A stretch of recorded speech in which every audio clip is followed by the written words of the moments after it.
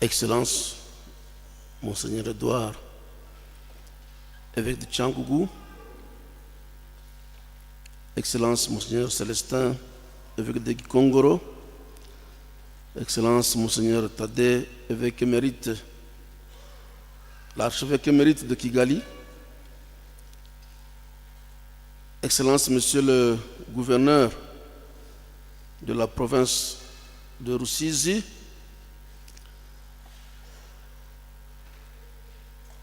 Monsieur le maire du district, révérend abbés, révérend père, révérende sœur, révérend frère, distingués invités, frères et sœurs dans le Christ. C'est pour moi un honneur et une joie de venir dire un mot ici au nom de l'ASEAC, l'Association des conférences épiscopales de l'Afrique centrale, qui regroupe les évêques du Rwanda, du Burundi et de la République démocratique du Congo. Avant toute chose, je rends grâce à Dieu qui nous a donné l'abbé Ubalde et qui lui a permis de mettre en œuvre ce projet du centre du secret de la paix. Ibanga Yamahoro, j'espère que j'ai bien prononcé. C'est aussi le lieu ici de remercier Monseigneur Edouard de nous avoir associés à cette cérémonie dont l'importance dépasse les dimensions du seul diocèse de Tchangougou pour embrasser tous les diocèses de la sous-région des Grands Lacs. En effet, le défi de la paix est un défi qui est présent dans la pastorale d'ensemble des évêques de la SEAC.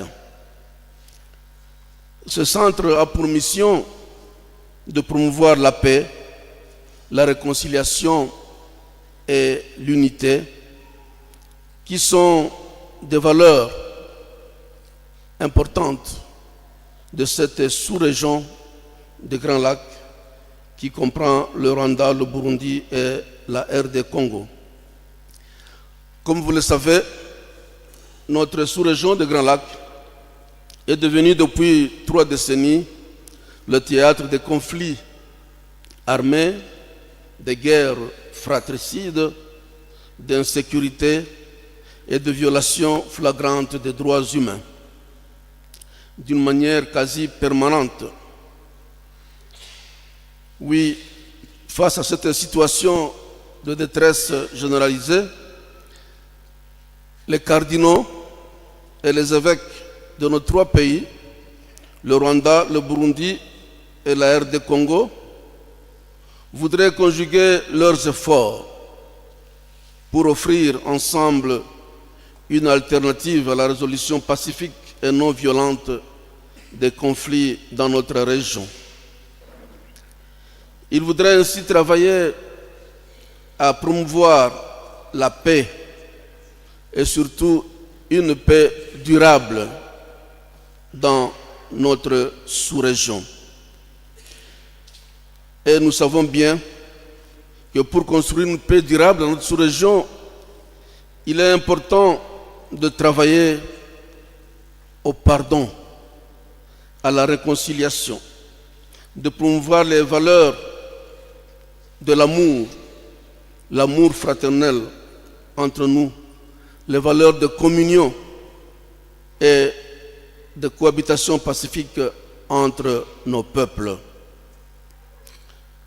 Comme pasteurs, nous travaillons dans deux directions pour atteindre cet objectif. D'abord, nous travaillons auprès des décideurs politiques pour faire des plaidoyers pour la paix entre les États. Et ensuite, nous travaillons avec les populations pour renforcer la cohabitation pacifique entre nos peuples. C'est dans cet objectif que vos évêques ont mis en place depuis 2024 des structures d'implantation et d'animation que nous appelons des noyaux de paix dans nos diocèses frontaliers, ainsi que des structures de collaboration transfrontalière entre nos trois pays. Ce travail a été confié à une commission spécifique, la commission Justice et Paix de la CEAC, dont justement la mission principale est de faire des plaidoyers en vue de mobiliser tout le monde dans la région et la sous-région, ainsi que toutes les institutions crédibles à œuvrer pour la transformation pacifique et non violente de nos conflits. Et cette mission, nous l'accomplissons en nous donnant deux priorités pastorales principalement. La première priorité, c'est la pastorale de la rencontre et de la solidarité entre nos diocèses. C'est dans ce sens que nos évêques ont commencé à travailler pour l'échange du personnel, des séminaristes, des prêtres entre nos diocèses. Ce défi pour nous est très important puisqu'il nous faut établir des liens d'unité, des liens de relation d'amour et non des liens de crainte, de peur, les uns à l'égard des autres, comme nous l'observons actuellement.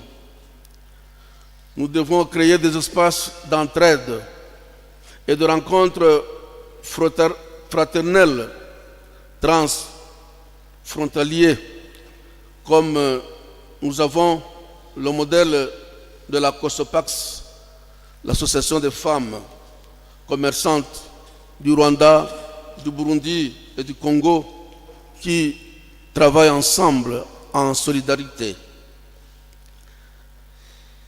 La deuxième priorité que nous avons, c'est la pastorale de l'éducation des jeunes dans les familles. Nous visons par là à créer des familles qui soient des foyers de foi vivantes et rayonnantes.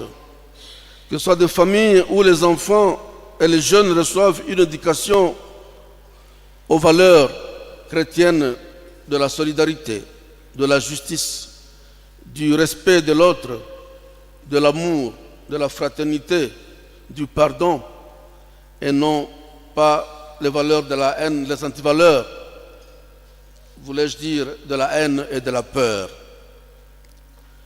Oui, frères et sœurs, si tu veux changer le monde, disait Sainte Thérèse de Calcutta, commence par te changer toi-même.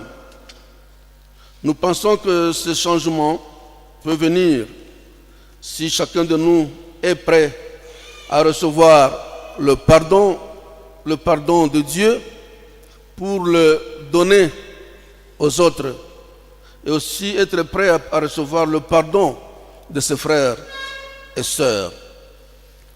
C'est pourquoi nous souhaitons un bon avenir à ce centre du secret de la paix. Ce secret sûrement passe par le pardon et la réconciliation entre nous. C'est pourquoi je voudrais terminer par une prière, la prière de Saint François d'Assise. Seigneur, fais de moi un instrument de ta paix. Là où est la haine, que je mette l'amour. Là où est l'offense, que je mette le pardon. Là où est la discorde, que je mette l'union. Là où est l'erreur, que je mette la vérité. Là où est le doute, que je mette la foi. Là où est le désespoir, que je mette l'espérance. Là où sont les ténèbres, que je mette la lumière. Là où est la tristesse, que je mette la joie. Ô Seigneur, que je ne cherche pas tant à être consolé qu'à consoler, à être compris qu'à comprendre, à être aimé qu'à aimer. Car c'est en se donnant qu'on reçoit. C'est en s'oubliant qu'on se retrouve. C'est en pardonnant qu'on est pardonné. C'est en mourant qu'on ressuscite à l'éternelle vie. J'ai dit et je vous remercie.